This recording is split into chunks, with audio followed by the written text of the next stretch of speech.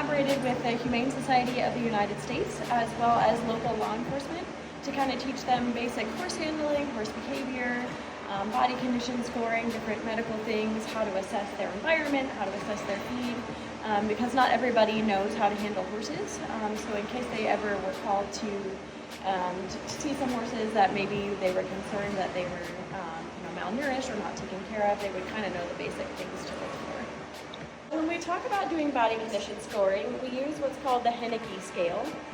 It was developed kind of in the early 80s as a little bit of an objective way to determine a horse's body condition and therefore their overall general health. So we look at 6 different areas, and you kind of want to assign a score to each area and then average it.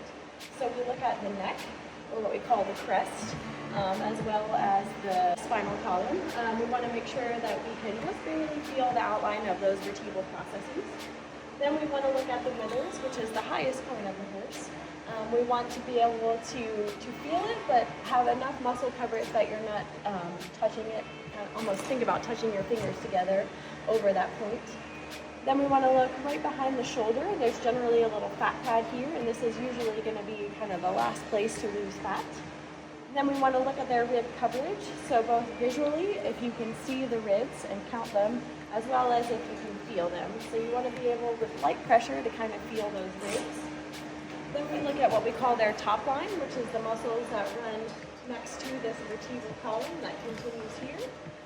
So you want to be able to feel just the very top, but you don't want to be able to feel the sides or those processes. In some horses that are a little over-conditioned, this will almost be a little flat.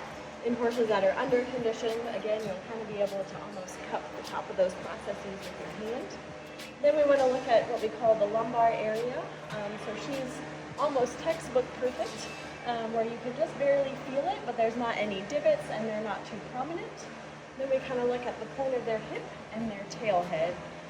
You assign a number to each section and then you kind of average them to get an overall body condition score.